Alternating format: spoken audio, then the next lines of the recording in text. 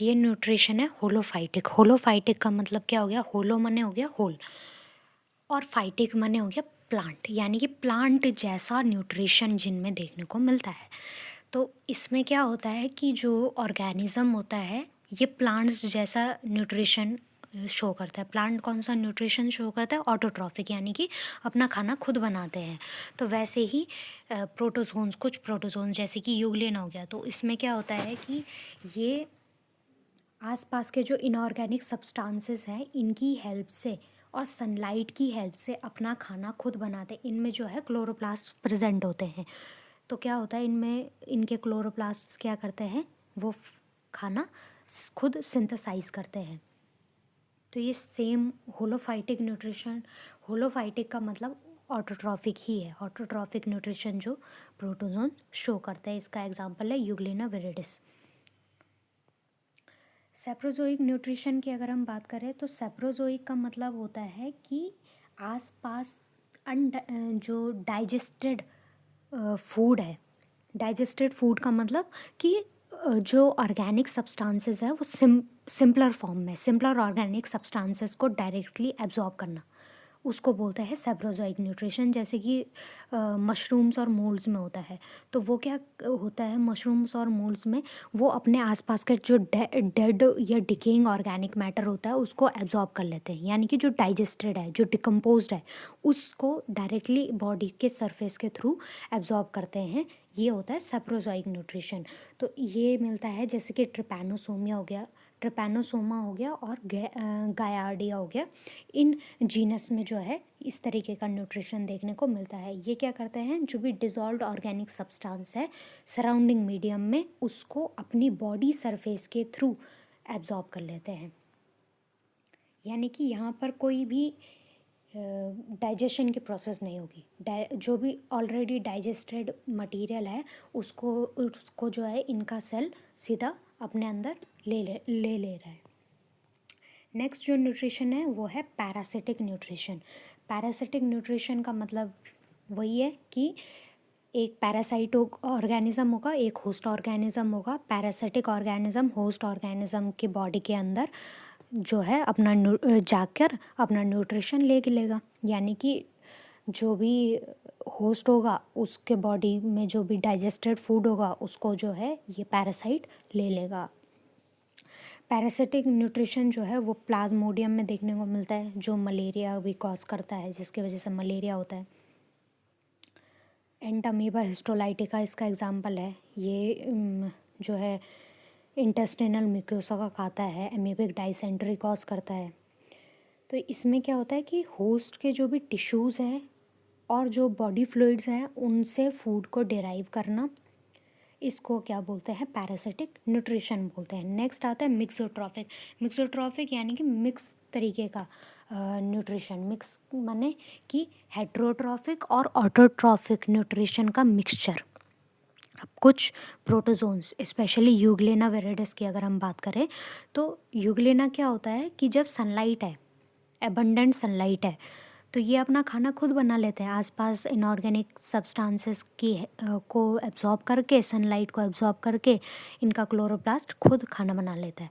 अब अगर ये ऐसी कंडीशन में है जहाँ पर कि आसपास सनलाइट नहीं है, यानी कि किसी अंधेरी जगह पर है ये, तो वहाँ पर ये मर जाएंगे। पर ऐसा नहीं होता। ये क्या करते हैं कि आसपास जो लोअर ऑर्गेनिजम्स हैं या फिर जो भी खाना है एक तरीके से उसको ये खा लेते हैं। तो यानी कि इन्होंने हेट्रोट्रॉफिक भी न्यूट्रिशन शो किया और ऑटोट्रॉफिक न्यूट्रिशन भी शो किया। ये होता है यूग्लिना के केस में, यानी कि ये दोनों काम कर रहे हैं। सेप्रोफाइटिक वाला काम, हाँ, ये सेप्रोफाइटिक भी करते हैं और होलोजोइक भी। होलोजोइक मीन्स आसपास का जो भी फूड मटेरियल है उसको खा लिया, और सेप्रोजोइक माने कि आसपास जो भी डाइजेस्टेड मटेरियल है उसको ले लिया। तो ये दोनों तरीके का ऑटोट्रॉफिक भी और हेटेरोट्रॉफिक भी न्यूट्रिशन शो करते हैं, इसीलिए इनको मिक्सोट्रॉफिक न्यूट्रिशन इसको कहते हैं। यानी कि ये अपना जो भी न्यूट्रिशन है उसको स्विच कर लेते हैं according to their condition. Next हम पढ़ेंगे रिप्रोडक्शन इन प्रोटोजोआ। रिप्रोडक्शन का मतलब है कि अपने ही जैसी स्पीशीज़ को बना मीन्स अपने ही जैसे ऑर्गेनिजम्स को जन्म देना, अपने ही जैसे ऑर्गेनिजम्स को बनाना। क्यों? ताकि हमारी स्पीशीज़ क्या रहे, इस दुनिया में बनी रहे, इसलिए होता है reproduction. The process by which protozoa produce new individual to continue their species. तो यानी कि अपनी स्पीशीज़ को उसका कंटिन्यूएशन के लिए क्या करते हैं, रिप्रोड्यूस करते हैं। दो तरीके के मेथड होते हैं, एसेक्सुअल और सेक्सुअल मेथड। ये जो है अलग अलग होते हैं, कुछ में कुछ मिलता है, किसी में कुछ मिलता है। जनरली इनमें एसेक्सुअल रिप्रोडक्शन ही देखने को मिलता है। एसेक्सुअल रिप्रोडक्शन क्या होता है कि जिसमें सिर्फ एक पेरेंट इन्वॉल्व है, सिर्फ एक पेरेंट की हेल्प से ऑफस्प्रिंग प्रोड्यूस होते हैं। इसमें जो है कोई भी गैमेट फॉर्मेशन नहीं होता, कोई भी फर्टिलाइजेशन नहीं होता, सिर्फ एक पेरेंट से ही क्या होता है, ऑफस्प्रिंग्स जनरेट होते हैं। और ये जो ऑफस्प्रिंग्स होते हैं ये जेनेटिकली आइडेंटिकल होते हैं। ऑफ कोर्स से बात है, क्यों? क्योंकि एक पेरेंट से ही ये क्या हो रहे हैं, जनरेट हो रहे हैं। तो एक पेरेंट से जनरेट होंगे तो ऑफ कोर्स इनका जो जेनेटिक मटेरियल होगा वो भी सिमिलर होगा, एक ही सेल से जनरेट हो रहे हैं। अलग अलग तरीके के एसेक्सुअल रिप्रोडक्शन होता है। सबसे पहला होता है बाइनरी फिजन।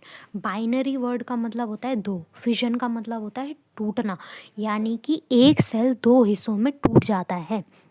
यानी कि यह होता है जैसे अमीबा के केस में। तो अमीबा का क्या होता है, जैसे नॉर्मल सेलुलर डिवीजन होता है वैसे ही। तो एक सेल क्या होता है, दो में टूट जाता है। अब ये जो दो नए सेल बने हैं यही ऑफस्प्रिंग्स है, यही क्या है, इनको हम डॉटर अमीबी के नाम से भी जानते हैं। तो एक अमीबा है, वो अमीबा दो हिस्सों में टूटा।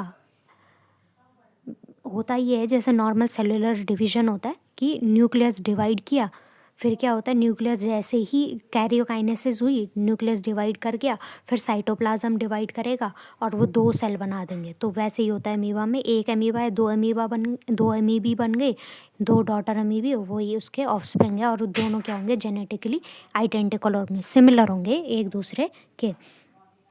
तो जैसे अमीबा है, अमीबा में इर्रेगुलर फिजन होता है। क्यों? क्योंकि उसकी बॉडी इर्रेगुलर होती है, तो कैसा भी फिजन उसमें हो जाता है, पर टूटना दो ही हिस्सों में है। यूग्लेना हो गया, यूग्लेना में लॉन्गिट्यूडनल होता है, यानी कि लंबाई में बीचों बीच होता है, और एक यूग्लेना दो हिस्सों में टूट जाता है। मीन्स दो डॉटर यूग्लेना बन जाते हैं। फिर पैरामीशियम की बात करें तो ट्रांसवर्सली होता है, यानी कि हॉरिजॉन्टली उसमें जो है डिवीज़न होता है। यूग्लेना में कैसा हो गया, वर्टिकल डिवीज़न हो गया, जो पैरामीशियम है उसमें हॉरिजॉन्टल डिवीज़न हो गया। बाइनरी फिजन में क्या होता है, रैपिड मल्टीप्लिकेशन होता है, लेकिन ये कैसा होता है, फेवरेबल कंडीशंस के अंडर होता है, और ये जो है कंट्रोल्ड कंडीशंस के अंडर जो है होता है।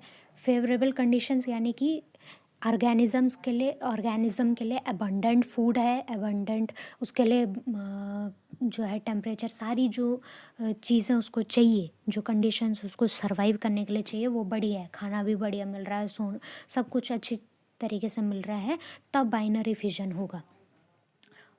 और क्या होता है, मल्टीपल फिजन होता है। मल्टीपल फिजन में क्या हो गया कि जहाँ पर बाइनरी फिजन में दो में टूट रहे थे, मल्टीपल फिजन में बहुत सारों में टूटते हैं। तो इसमें होता क्या है कि एक न्यूक्लियस होगा, वो न्यूक्लियस डिवाइड करता रहेगा बार बार, लेकिन अभी यहाँ पर साइटोप्लाज्म डिवाइड नहीं हुआ है, सिर्फ न्यूक्लियस डिवाइड करेगा, वो बहुत सारे न्यूक्लियाई बना देगा। जब बहुत सारे न्यूक्लियाई बन जाएंगे तो हर एक न्यूक्लियाई जो भी है उसके बाहर क्या हो जाएगी, एक साइटोप्लाज्म की लेयर बन जाएगी। अब अलग अलग सेल बन जाएंगे, और जितने भी हैं ये सब तो इस तरीके से क्या होता है कि एक सेल से बहुत सारे सेल्स जो है बन जाते हैं। ये होता है प्लाज्मोडियम में भी और मोनोसिस्टिस में भी, इसमें भी जो है ये देखने को मिलते हैं। और अगर ये सेम प्रोसेस मल्टीपल फ्यूजन किसी होस्ट के अंदर हो तो इसको हम साइजोगोनी के नाम से जानते हैं। बडिंग क्या हो गया, बडिंग माने कि एक स्मॉल आउटग्रोथ बन जाती है कोई भी एक ऑर्गेनिज्म, जैसे हाइड्रा के केस में होता है, जैसे यीस्ट के केस में होता है। तो उनमें क्या होता है कि एक बड निकल जाती है, छोटी सी स्मॉल आउटग्रोथ बन जाती है, जिसको हम बड भी कहते हैं, किस में, पेरेंट की बॉडी में। और वो बड जैसे ही थोड़ा मैच्योर, थोड़ा ग्रो होती है, फिर वो पेरेंट की बॉडी से डिटैच हो जाती है और एक नया ऑर्गेनिज्म बना देती है। ये मिलता है कुछ कॉलोनियल फॉर्म्स में, जैसे कि एपिस्टाइलिस में। कॉलोनियल फॉर्म्स माने कि जो कॉलोनीज़ में रहती है, जैसे वॉलवॉक्स आपने सुना होगा, एक एल्गी होता है वॉलवॉक्स। तो वो क्या होता है, कॉलोनीज़ में रहता है, यानी कि वो एक साथ रहते हैं। बहुत सारे जो सेम स्पीशी के ऑर्गेनिजम्स हैं वो एक साथ रहते हैं, तो इसको बोलते हैं कॉलोनियल फॉर्म। अब आते हैं हम सेक्सुअल रिप्रोडक्शन में। सेक्सुअल रिप्रोडक्शन में क्या होता है कि दो पेरेंट्स इन्वॉल्व होते हैं, दो पेरेंट्स, एक मेल होगा एक फीमेल होगा। वो दोनों क्या करेंगे, एक एक गैमीट बनाएंगे, एक मेल गैमीट बनाएंगे एक फीमेल गैमीट बनाएंगे। फिर उसमें क्या होगा कि फर्टिलाइजेशन होगा, दोनों गैमीट्स फ्यूज़ करेंगे, फिर जाइगोट बनेगा, फिर इस तरीके से नया ऑर्गेनिज्म बन जाएगा। तो ये होता है इस तरीके का रिप्रोडक्शन। ये क्यों करना ज़रूरी है? एसेक्सुअल रिप्रोडक्शन से तो काम चल ही रहा था, उससे भी स्पीशीज़ का जो है कंटिन्यूएशन चल रहा था। इसकी ज़रूरत क्यों पड़ी? इसकी ज़रूरत इसलिए पड़ी क्योंकि हमें वेरिएशन चाहिए। मान लीजिए कि अगर इन केस सराउंडिंग में जो है परिवर्तन आ जाए, एम्बियंस में चेंज आ जाए, जो भी इन्वायरमेंट है उसमें चेंज आ जाए, तो ऑर्गेनिज्म क्या करेगा, वो तो सर्वाइव नहीं कर पाएगा, उसकी स्पीशी नहीं बच पाएगी। तो इस स्पीशीज़, अपनी स्पीशीज़ को बनाए रखने के लिए वेरिएशन की ज़रूरत पड़ती है। जैसे बोलते हैं कि समय के साथ बदलना ज़रूरी है, तो उसी तरीके से जो है कि समय के साथ बदलाव लाना ज़रूरी है। और वो बदलाव किसकी हेल्प से आएगा? इस सेक्सुअल रिप्रोडक्शन की हेल्प से आएगा। क्यों? क्योंकि एक पेरेंट अलग होगा, दूसरा पेरेंट अलग होगा, उसकी कुछ जो है कैरेक्टरिस्टिक्स आएंगी, दूसरे पेरेंट की कुछ कैरेक्टरिस्टिक्स आएंगी। वो अलग अलग कैरेक्टरिस्टिक्स फ्यूज़ करेंगे, एक नया ऑर्गेनिज्म बनाएंगे जिसमें कि दोनों की कैरेक्टरिस्टिक्स होंगी। तो वो ऑर्गेनिज्म ज़्यादा सर्वाइव करेगा जिसमें दो अलग अलग कैरेक्टरिस्टिक्स हैं, या फिर उसके पेरेंट ज़्यादा सर्वाइव करेंगे। ऑफ कोर्स जो कि ऑफस्प्रिंग है वो ज़्यादा अच्छे से सर्वाइव कर पाएगा क्योंकि उसमें वेरिएशन है। तो जो सेक्सुअल रिप्रोडक्शन होता है उसके भी टाइप्स होते हैं। सबसे पहला होता है सिनगैमी। सिनगैमी का मतलब होता है, सिन मतलब होता है फ्यूजन, गैमी माने हो गया गैमीट्स, गैमीट्स का फ्यूजन हो जिसमें, वही हो गया सिनगैमी। बेसिकली फर्टिलाइजेशन को हम बोलेंगे। तो इसमें क्या हो गया, दो गैमीट्स होते हैं, एक मेल पेरेंट से एक फीमेल पेरेंट से। दोनों गैमीट्स फ्यूज़ करेंगे और फर्टिलाइजेशन होगा और जाइगोट बनेगा, और क्या हो जाएगा, ये प्रोसेस पूरी हो जाएगी। ये होता है जैसे कि प्लाज्मोडियम में होता है। प्लाज्मोडियम में क्या होता है कि दो होस्ट होते हैं, एक मस्कीटो हो गया एक ह्यूमन हो गया। तो क्या होता है कि ह्यूमंस में क्या होता है, उसके मेल फीमेल गैमीट्स बनते हैं, फिर वो मस्कीटो में जाते हैं, फिर मस्कीटो में क्या करते हैं, फ्यूज़ हो जाते हैं, फिर स्पोरोजॉइट्स बन जाते हैं। तो ये क्या हो गया, सिनगैमी हो गया। कुछ स्पोरोजोन्स भी होते हैं, बल्कि इनका नाम भी इसीलिए पड़ा था ये, क्योंकि ये गैमीट का फॉर्मेशन करते हैं। नेक्स्ट हम बात करें कॉन्जुगेशन की। कॉन्जुगेशन बैक्टीरियाज में भी बहुत कॉमन होता है। कॉन्जुगेशन में क्या होता है कि दो ऑर्गेनिज्म होते हैं सेम स्पीशी के, वो एक दूसरे से अटैच हो जाते हैं कुछ टाइम के लिए और अपना जो है जेनेटिक मटेरियल एक्सचेंज कर देते हैं, यानी कि एक ऑर्गेनिज्म से दूसरे ऑर्गेनिज्म में उसका जेनेटिक मटेरियल ट्रांसफ़र हो जाएगा। अब इससे क्या होगा, जेनेटिक वेरिएशंस आ जाएंगी। यानी कि मान लो मेरे अंदर पहले एक जेनेटिक मटेरियल था, मैंने वो जेनेटिक मटेरियल किसी और को दे दिया, उस इंसान का जेनेटिक मटेरियल खुद में ले लिया, तो अब मेरे अंदर क्या होगा, वो कैरेक्टरिस्टिक्स तो प्रेजेंट होंगी जो मेरे जेनेटिक मटेरियल की वजह से मुझ में आई, दूसरी तरीके की कैरेक्टरिस्टिक्स भी मुझ में आ जाएंगी जो कि उस दूसरे ऑर्गेनिज्म की थी। तो ये होता है कॉन्जुगेशन। कॉन्जुगेशन पैरामीशियम में देखने को मिलता है। होता कि वही है कि दो ऑर्गेनिज्म का टेम्पररी यूनियन होता है, ये परमानेंट यूनियन नहीं होता है। हाँ, टेम्पररी यूनियन होता है कुछ टाइम के लिए, कुछ 14 घंटे 12 घंटे इस तरीके से वेरिएशन होते हैं। बैक्टीरियाज के केस में भी अलग होता है। तो इसमें क्या होता है कि जेनेटिक मटेरियल म्यूचुअली एक्सचेंज होता है, एक अपना जेनेटिक मटेरियल दूसरे को दे देगा। ऑटोगैमी की अगर हम बात करें तो ऑटोगैमी में क्या होता है कि ऑटो माने हो गया सेल्फ, गैमी माने हो गया गैमीट्स। तो यानी कि जहाँ पे क्या होगा कि सेल्फ गैमीट्स का फ्यूजन होगा। ऑटोगैमी जनरली अनफेवरेबल कंडीशंस में होता है। मान लीजिए जनरल की स्टारवेशन है, स्टारवेशन माने खाने की कमी है, अब एक ऑर्गेनिज्म है, उसमें खाने की कमी है, उसको खाना नहीं मिल रहा है, तो वो अब उसको खाने को ही नहीं मिल रहा है, रिप्रोडक्शन के लिए कहीं दूर जाना, लोकोमोशन करना तो दूर की बात। तो उसमें क्या होता है कि उसके अंदर जो सेल्स हैं वो 2 हिस्सों में टूटते हैं।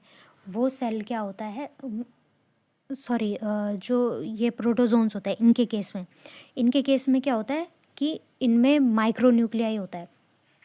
पैरामीशियम का अगर मैं स्पेशली बात करूं तो ये जनरली पैरामीशियम में ही देखने को मिलता है अनफेवरेबल कंडीशंस में।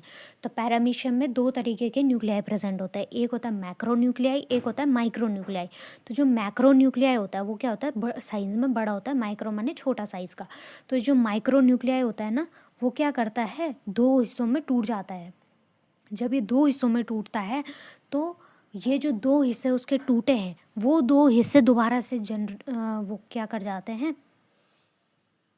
फ्यूज़ कर जाते हैं और मीन्स एक नया ऑर्गेनिज्म बन जाता है। एक तरीके से फ्यूजन जैसा ही जो है इसमें हिसाब किताब चलता है। तो अपने ही गैमेट्स आपस में फ्यूज़ जो है इसके कर जाते हैं, ऐसा होता है। जैसे मीन्स एक माइक्रोन्यूक्लियाई है, वो 2 हिस्सों में टूटा, एक हिस्सा एक तरफ मूव कर गया, दूसरा हिस्सा दूसरे तरफ मूव कर दिया। पैरामीशियम जो एक है उसका जो सेल है वो 2 हिस्सों में टूट जाता है और क्या होता है, 2 नए ऑर्गेनिज्म बन जाते हैं।